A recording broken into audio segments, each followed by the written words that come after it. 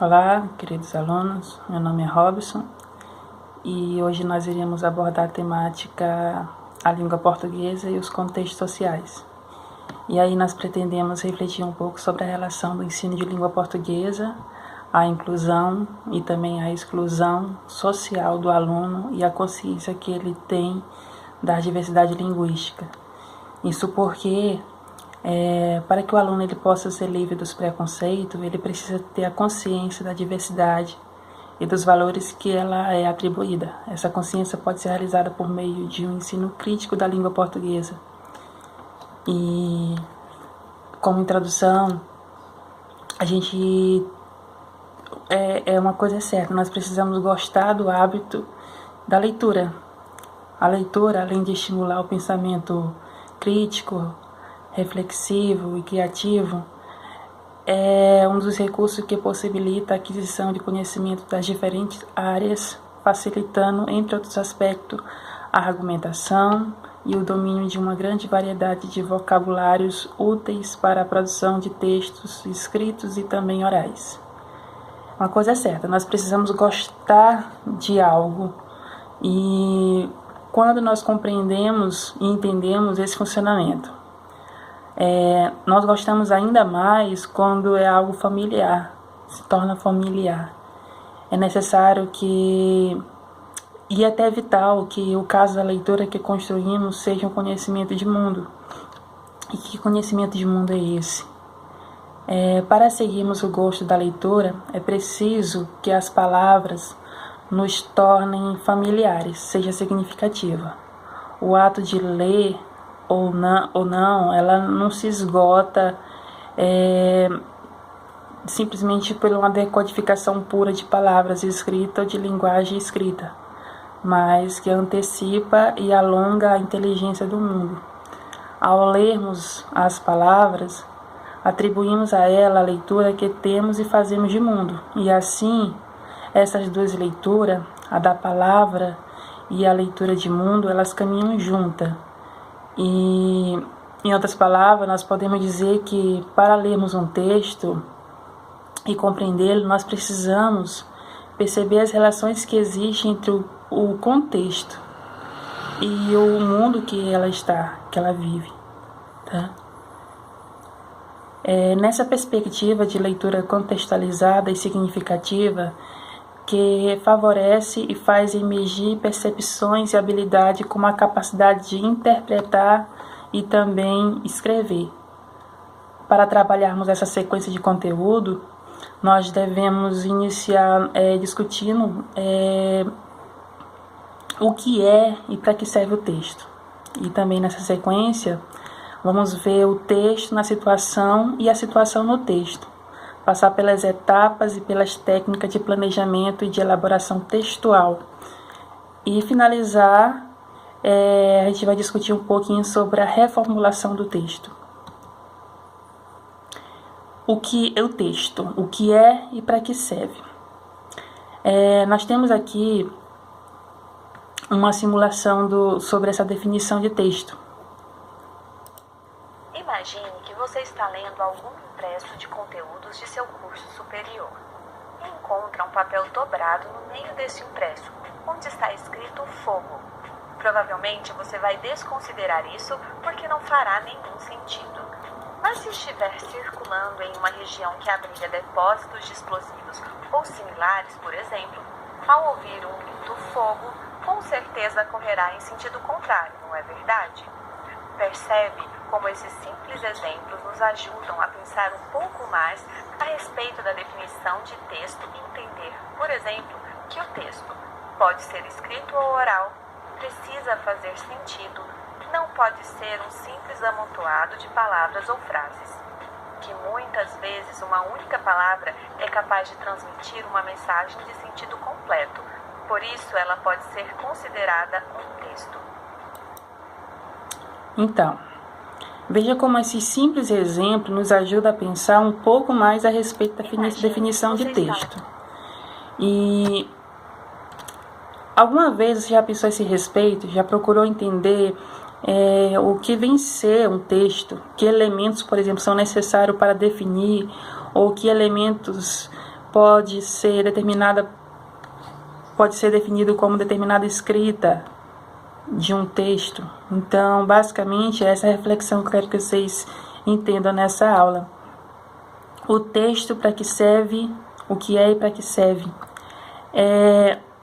Para entendermos o que leva um texto, ou mesmo uma única palavra a fazer sentido, vamos relembrar o que vimos na introdução desse material, que, para lermos um texto e compreendê-lo, precisamos perceber as relações que existem entre ele e o contexto, entre ele e o conhecimento que temos de mundo. E aí nós temos que também entendermos que um texto, por sua vez, ele possui alguns elementos que faz sentido, que é o contexto e o conhecimento de mundo. O contexto ele pode ser definido como sendo um conjunto de elementos físicos ou situacionais que ajuda o leitor a compreender a mensagem do texto. E o conhecimento de mundo, esse tipo de conhecimento costuma ser adquirido informalmente, por meio de nossas experiências pessoais e de nosso convívio em sociedade. E aí é perante isso que a gente vai ter essa discussão sobre como é que se interage a relação desse texto, do conhecimento de mundo e o contexto que você está vivendo. Um exemplo que a gente pode citar é que dentro de um contexto ele pode se tornar implícito ou explícito. Contexto, ele é considerado explícito quando ele é exposto por palavra, ou seja, ele é percebido e entendido mediante o texto em que se encontra a frase em questão, ou mediante a frase em que se encontra a palavra em questão. E o implícito, quando está embutido em situação em que o texto é produzido, o que significa uma simples mudança de contexto, faz com que a palavra seja interpretada de maneira diferente. A charge, quando você analisa essa imagem, ela traz a ideia de um político ladrão. Esse político ladrão, onde tem um cidadão que de uma maneira indireta, ele fala que ele rouba o dinheiro público, o político rouba o dinheiro público. Quando a gente diz assim, neste bolso nunca entrou dinheiro público. E o cidadão fala assim, tá de calça nova, né? Então, ele traz um contexto implícito, porque fica na entrelinha, requerendo um conhecimento mais específico da área que ele está, um conhecimento que está dentro do contexto, mas que não está tão explícito para todo mundo, somente quem conhece a realidade. O intertexto. O intertexto é uma espécie de conversa. E essa interação entre os textos é que expressa a noção geral de intertexto ou intertextualidade. É como se fosse uma situação em que você vivencia e ao mesmo tempo muda a situação que ela está, mas que você consegue perceber a referência que ela se encontra. Ela pode apresentar de forma explicitamente para o leitor, ou está submetida em diferentes gêneros textuais, e sua compreensão vai depender das experiências de visão de mundo de cada leitor. Alguns exemplos, vocês provavelmente já tenham visto. Quem de vocês já produziu um texto com base em outro texto já existente, ou utilizou fragmentos de outro texto em sua produção? Provavelmente você já fez isso ou já viu alguém fazendo isso, e esse tipo de produção ocorre como se fosse uma conversa de um texto com que você usou como referência, no caso que você se baseou. E esse tipo de ferramenta é o exemplo do intertexto, que alguns também dão o nome de intertextualidade. Outro exemplo bem conhecido é na obra de Murilo Mendes, trazendo um intertexto da Canção de Exílio de Gonçalves Dias, daqui do Maranhão. Um exemplo que nós podemos citar de intertextualidade. Minha terra tem macieiras da Califórnia, onde cantam gaturamos de Veneza. Os poetas da minha terra são pretos que vivem em torres de ametistas. sargentos do exército são monistas, cubistas, os filósofos são polacos vendendo a prestações. A gente não pode dormir com os oradores e os pernilongos. Os sururus em família têm por testemunha a Gioconda. Eu morro sufocado em terra estrangeira. Nossas flores são mais bonitas, nossas frutas mais gostosas, mas custam 100.000 réis a dúzia. Aí quem me dera chupar uma carambola de verdade e ouvir um sabiá com certidão de idade. Esse foi somente algum dos exemplos que eu pude mostrar para vocês. O intertexto ou a intertextualidade, ela pode ter diferentes funções, que depende de textos e contexto, ou seja, da situação em que ela está inserida. Bora lá. Aqui nós temos um exemplo de contexto, que nós encontramos na prova do Enem de 2017. Nós temos 2 textos para fazer análise. Vamos ler primeiro aqui o texto 1. Diz assim: Teresinha de Jesus, de uma queda foi ao chão. Acudiu 3 cavaleiros, todos 3 chapéu na mão. O primeiro foi seu pai, o segundo seu irmão. O terceiro foi aquele a quem Teresa deu a mão. Tá? E aqui no texto 2, nós temos a seguinte análise. Outra interpretação é feita a partir das condições sociais daquele tempo, para a ama e para a criança, para quem cantava a cantiga. A música falava do casamento como um destino natural na vida da mulher, na sociedade brasileira do século XIX, marcada pelo patriarcalismo.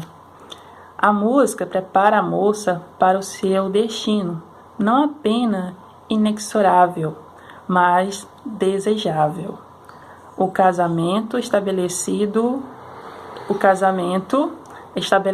uma hierarquia de obediência, pai, irmão mais velho, marido, de acordo com a época e circunstância de sua vida. Então, aqui é uma adaptação de um comentário feito a partir do verso aqui que vocês viram no texto 1.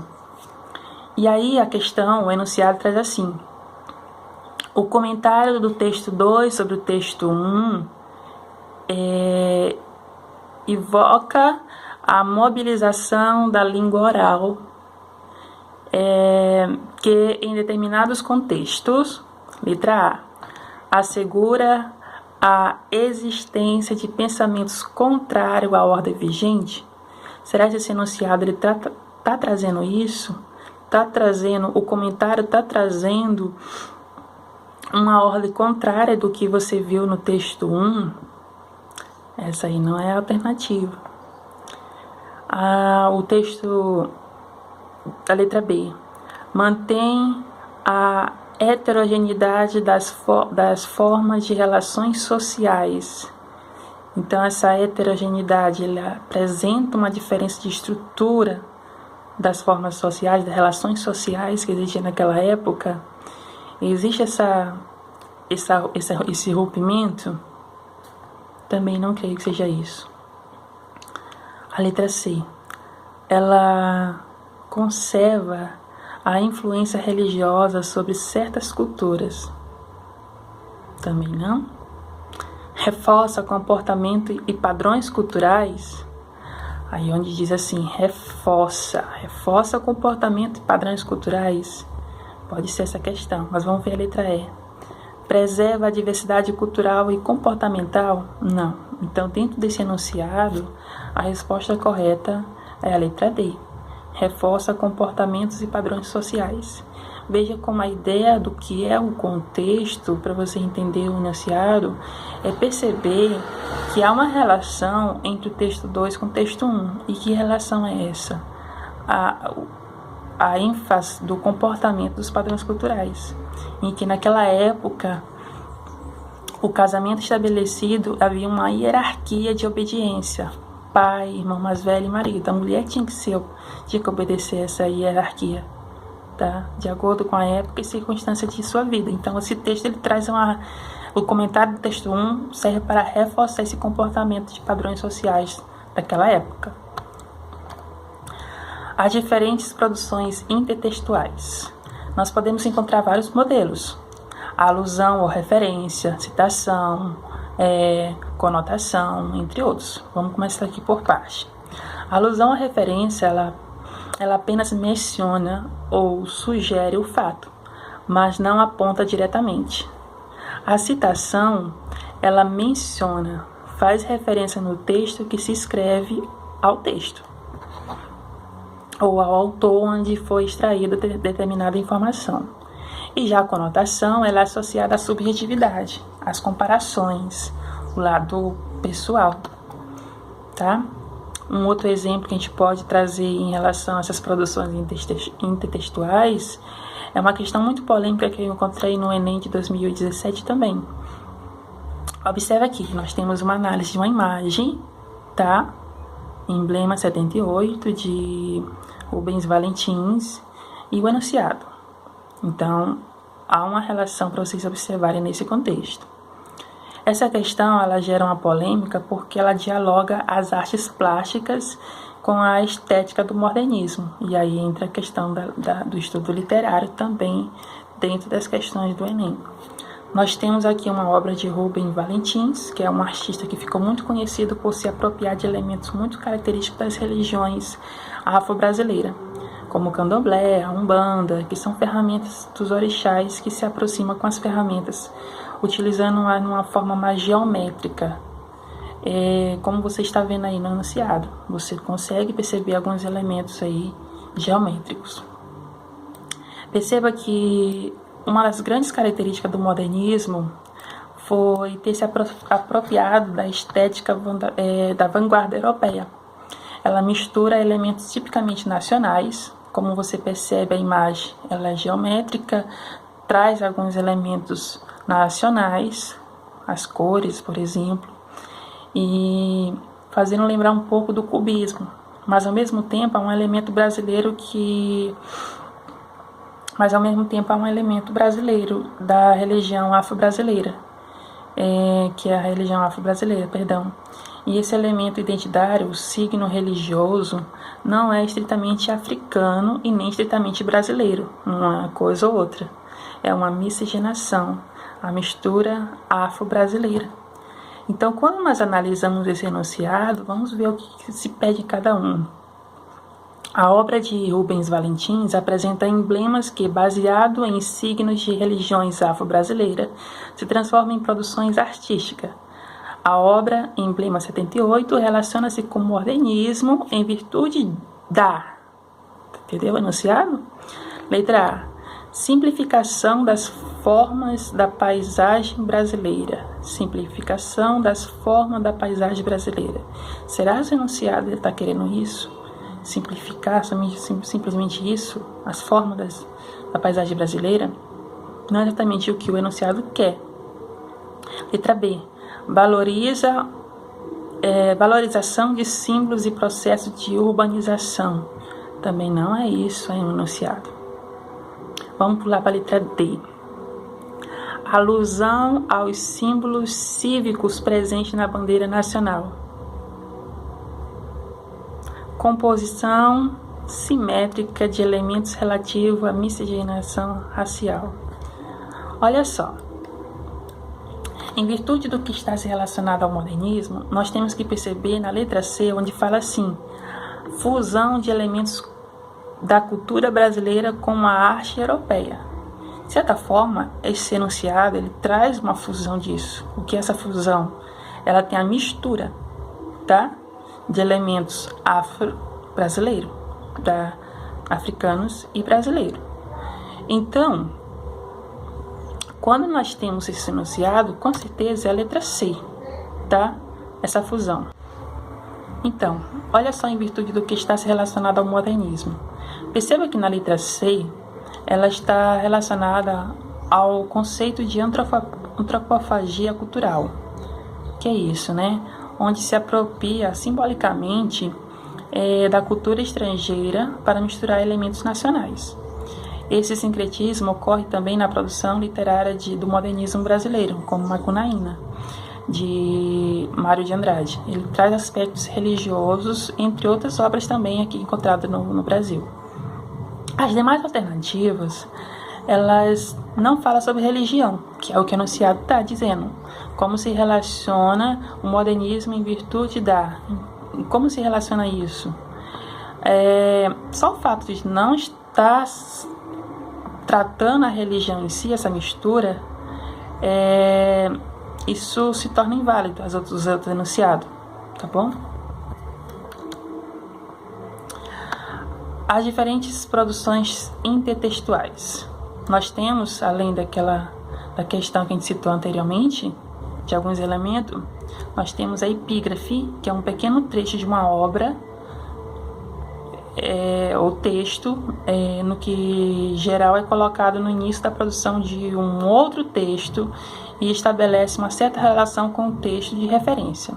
Nós temos o plágio, que é uma cópia, alteração indevida de um texto ou obra não licenciada. Nós temos a paródia, muito utilizada em textos ou obras como modelo, muda esse texto ou muda a obra para fazer alguma crítica, alguma ironia. E nós temos a tradução, que ela é a adequação de um texto de uma língua para outra. A noção de texto ela é ampla e pode ser entendida como manifestação linguística entre pessoas ou grupo de pessoas que encontram em determinada situação de interesse. Nessa interação, os participantes interpretam as ideias compartilhadas de acordo com seus conhecimentos linguísticos, culturais e de mundo. Em síntese, nós podemos dizer que o texto ele é uma manifestação linguística. Ela pode ser escrita ou falada em qualquer expressão de finalidade sociocomunicativa, uma unidade de linguagem, uso, entre outras coisas. E também nós devemos prestar atenção na adequação do registro. O que é isso? Essa variedade linguística a ser usada. Adequação no registro ou linguística é a habilidade que temos de adaptar a linguagem conforme a necessidade com os quais nos deparamos. Você já observou, por exemplo, quando nós falamos no dia a dia dos mais variados assuntos com diferentes pessoas e as mais diferentes situações, nós mudamos a nossa forma de falar, nós mudamos o nosso comportamento. Na maioria das vezes nós escolhemos palavras diferentes, de maneira mais apropriada para falar ou escrever em cada situação. Essas maneiras devem variar de acordo com a situação a qual nós estamos inseridos. Isso porque temos a capacidade de adaptação de diferentes contextos, fazendo uso de diferente idioma no caso da nossa própria língua, no caso da variação da nossa própria língua. A língua ela pode variar em função de outros fatores. Esses fatores podem ser regionais, eles podem ser histórico ou histórica e social. O regional, a exemplo disso, é a relação do português de Portugal, Brasil, português do Maranhão, do Pará, do Rio de Janeiro, tá? A relação do português da Baixada Maranhense, de Santa Inês, com Pindaré. Há essa função de fatores regionais que pode variar de lugar para lugar. A histórica, ela tem a ver com o desenvolvimento histórico, do português medieval até o português atual. O português a língua está em constante mudança. E conforme a necessidade que nós temos, nós adaptamos essa língua em um contexto histórico. E social, ela depende muito do nível de estudo, a sua bagagem cultural, seus interesses, o seu lado que você está vivenciando. Um discurso que você profere com seus amigos é diferente do discurso que você diz na igreja, na escola, em outros lugares. Variação de registro. Nós temos que analisar duas situações. Imagine que você está em duas situações diferentes, bastante comum a todos nós. Na primeira, você está em um encontro presencial de seu curso e apresenta com alguns colegas em um seminário e o resultado do trabalho acadêmico de determinada disciplina. Vamos focar nessa situação de discussão, a variação de registro. Isso porque Ao falarmos e principalmente ao escrevermos, nós precisamos conhecer as possibilidades que temos da escrita e também os efeitos que nós temos em nossas escolhas, no texto que nós produzimos. Então, nós se comportamos de maneira diferente. Na segunda situação, após o seminário, você participa de uma confraternização, por exemplo, em que estão presentes tanto os colegas quanto o professor ou a professora da disciplina cujo trabalho foi apresentado. Nessas duas situações, você, seus colegas, o professor, os professores, usarão a mesma forma de falar usada no mesmo seminário? Certamente que não. Já que as atividades são diferentes e em contextos também diferentes. No seminário, na sua apresentação de trabalho, a situação é simplesmente trazer uma mensagem em obtenção de algo. E na outra situação de confraternização, você está mais relaxado, você não precisa estar tão formal como você estaria na sua apresentação. Então, isso é um exemplo de variação de registro. Nós mudamos a nossa colocação conforme o lugar. Um exemplo disso é também uma questão que eu tirei do Enem 2018, em que temos análise de 2 enunciados. Nós temos aí uma imagem onde diz assim: seu organismo já está acostumado com o açúcar e está bem difícil de largar, o ideal é ir se acostumando aos poucos com cada vez menos açúcar. E aí o enunciado diz assim: a utilização de determinadas variedades linguísticas em campanhas educativas tem a função de atingir o público-alvo de forma mais direta e eficaz. No caso desse texto, identifica-se a estratégia pelo ou pela letra A. Um discurso formal da língua portuguesa, ele está trazendo isso no enunciado? Esse discurso formal dentro de uma publicidade, dentro de uma propaganda? Não, o texto não está trazendo isso, ele não quer trazer essa formalidade. Pelo contrário, ele traz um registro próprio da língua escrita. Será que isso é válido trazendo essa reflexão? Também não.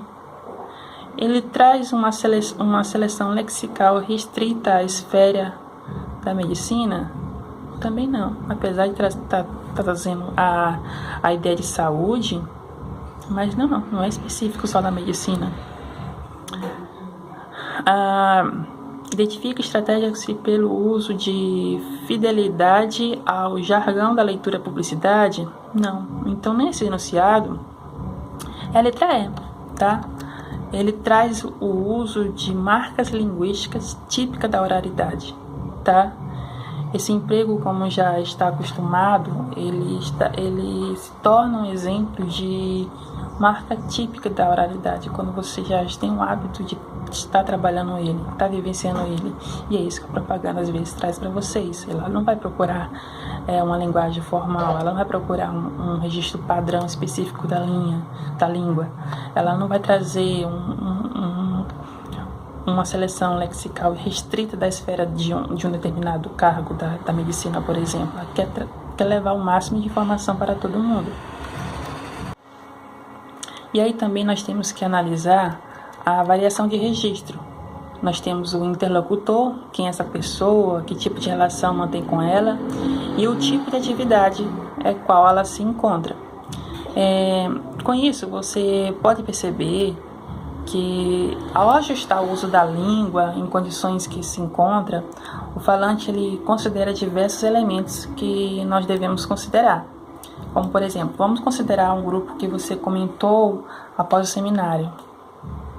E dentro daquele contexto que a gente viu anteriormente, que nós temos 2 situações, a apresentação do seminário e após o seminário, certamente nesse momento de confraternização, sua maneira de conversar com os participantes ela vai variar conforme a relação que mantém com cada um. Com os mais próximos, provavelmente será a maneira mais informal, já que os outros, talvez ele tenha uma certa pudor de linguagem com o professor ou com alguém mais velho. E já com aqueles seus amigos, você comenta assim, olha, você apresentou bem, você precisa melhorar isso, ou de uma linguagem que teus colegas vão entender. E nós mudamos esse tipo de relação com o seu interlocutor.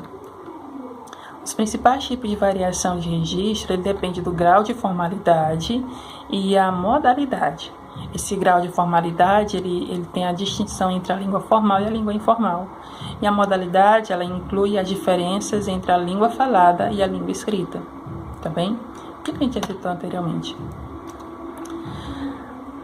A reformulação do texto, né? Para deixar as informações organizadas e claras, nós precisamos revisar o texto ao longo de sua escrita. Essa revisão não se trata somente de correções ortográficas e gramaticais, mas da reformulação da reescrita de parte, ou até do texto, de todo o texto, caso não seja satisfatório isso. E essa análise é muito válida na redação. Quando você estiver fazendo a redação, você tem que reformular o seu texto. Nós temos que analisar, dentro dessa reformulação do texto, que ele é um processo dinâmico. O que dá a ideia de irmos tecendo o texto, a escrita do texto. Mesmo assim, ao finalizar a escrita, é necessário fazer uma nova leitura do texto completo e realizar os ajustes que ainda forem necessários. Esses ajustes, ele às vezes é considerado uma redundância. A gente nem percebe isso, mas cometemos em algumas situações que precisamos rever e às vezes até relendo, tem pessoas que não percebem essa redundância, que uma outra pessoa pode perceber. Essa eliminação da redundância, que nós encontramos diversos exemplos aí na internet, no dia a dia, muitas vezes achamos difícil de eliminar algo que escrevemos no texto. E uma certa sensação de que ao cortar alguma coisa fosse empobrecer o resultado final. Mas para que determinado conteúdo ele enriqueça o seu texto, ele precisa estar adequado, ter uma relação coerente com os demais conteúdos do mesmo texto que você está abordando. O texto mais coerente e claro, ele é preciso. Nós devemos deixar explícitas as ideias, que são